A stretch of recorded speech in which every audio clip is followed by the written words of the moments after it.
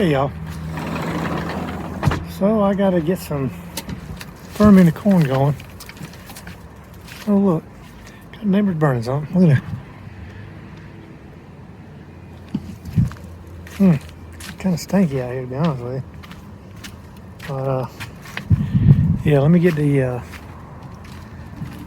pot and the burner going, and I'll get the corn and go ahead and get that thing start cooking and break them kernels open and let that thing go for a little bit.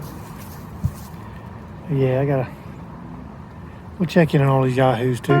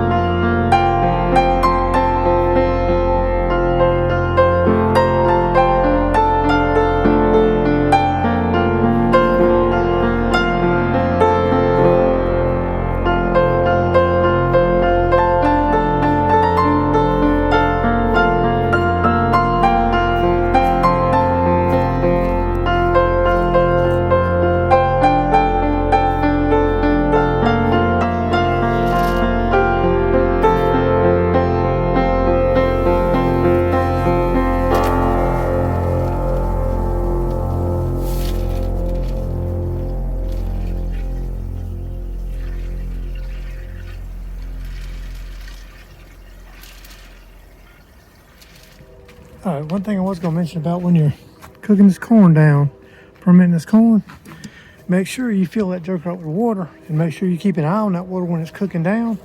Because what that thing will do is that corn, the kernels themselves, will absorb that moisture. And if you don't watch that pot while that stuff's cooking, you'll lose all your water and you burn your corn. So just make sure you keep an eye on that mess, because it absorbs it a lot faster than what you think it will, and that water will disappear. So you may have to end up adding water to it.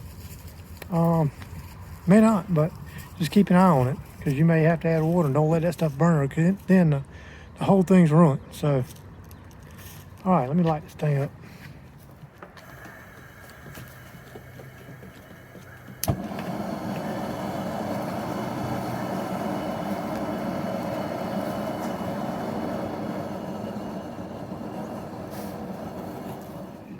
All right, and that's cooking. But I have had people ask me how long does it take this corn to cook down, and I'll tell you right now, it ain't no quick process. It takes a while, because it's cheap corn. It's deer corn, so it's the cheapest corn you can buy.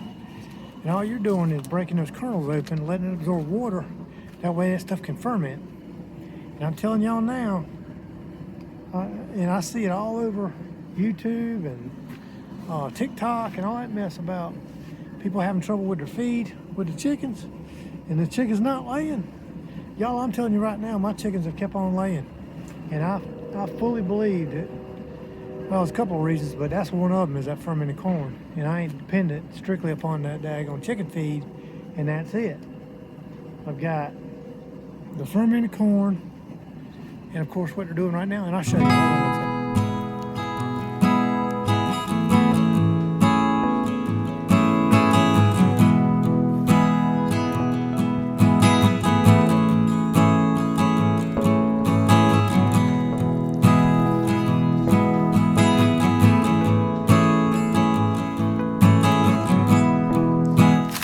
So y'all see what they're all doing?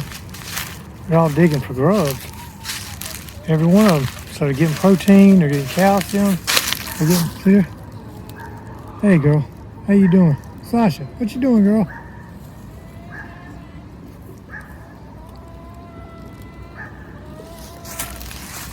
I'm telling you, we do different stuff, but we're not solely dependent upon chicken food. Chicken food for us is more of a filler, and it provides, the balance that they need. But it's not what we're solely dependent upon. So, anyway, that's my thoughts. I mean, I haven't had any trouble with my chickens laying. But there again, they don't stay cooped up in a pen where they can't go out and hunt for grubs. They have access to the ground, and also, we ferment corn for them, and a multitude of other stuff. What you doing there, Gertrude? How you doing, girl? Taking a little break, taking it easy. But anyway, that's my thoughts on it.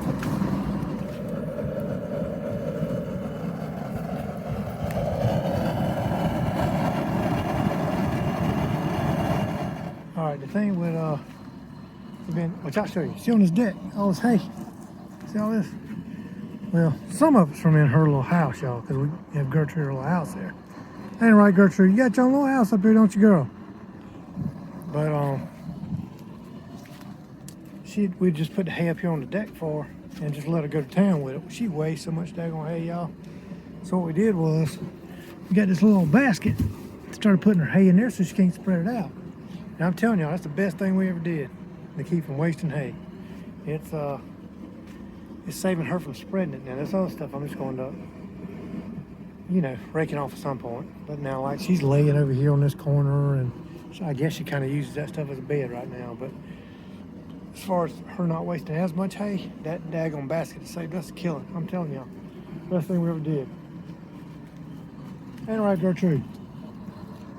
Who liked wasting their hay, huh? Was it you? I think it was. Yeah, I'm talking about you. Talking about you wasting your hay. Don't try to give me that pitiful look. You know it was you. Just trying to guilt me now, y'all. Trying to give me that sad, pitiful look. I ain't buying it. Yes, I am. All right, I was also going to mention that, we still got the baby chicks out here. They doing their own thing. Say, get some little R&R right now. But they growing. But, why you got to get on your daggone feed? There's everything else in here you can climb on. You want to get right there on that feed and poop in it. That's what you're going to do. I got to clean it all out again. Look at them, y'all. They're all resting. But we got about another 4 weeks with the baby chicks separated from the bigger girls. Primarily, look at there, here's the bigger chicks. Primarily because they're still on separate feeds right now. And we gotta wait till they at least we gotta wait on the babies to get on the big girl feed, layer feed before we put them in there with them to start with. And also I want some size on them so they can defend themselves. But, yeah, we got about 4 more weeks. Thereabouts. We'll have to see size they get on, but if they keep growing like they're growing, they'll be big enough because they're growing pretty good right now. So we ain't got that much longer. We can go ahead and get them girls moved on in there and get this whole mess out here cleaned up. Which I got to say, if we got to do this mess again, well, when we got to do this again, we got to integrate some more chickens.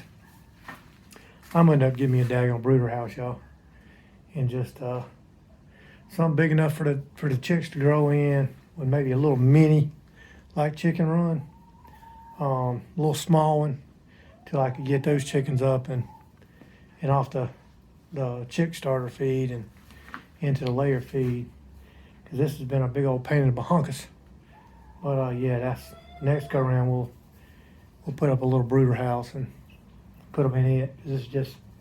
It's too much hassle, gets in the way, and then once they get out of here, I get in here and clean all this mess up, and that's gonna be another whole mess. But it's just the way it goes, I reckon.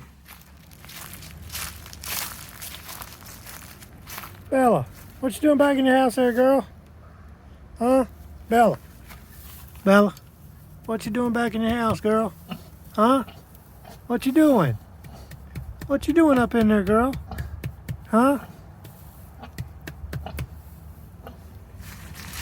Well, I just gotta wait on that corn to get done, and then what I'll do is I'll take it and I saved the juice from the last batch of corn that fermented, and I'll put it in there with the new corn that I just cooked down, and it'll ferment.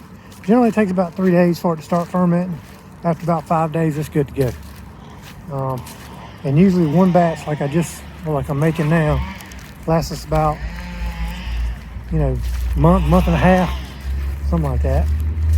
But yeah, it lasts us a good while, and it provides them with nutrition they need. So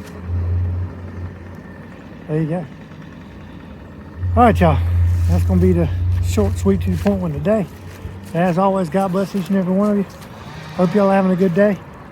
If you would, please like and subscribe. That should help us out. And I hope I'll see you on the next one. Thanks for watching.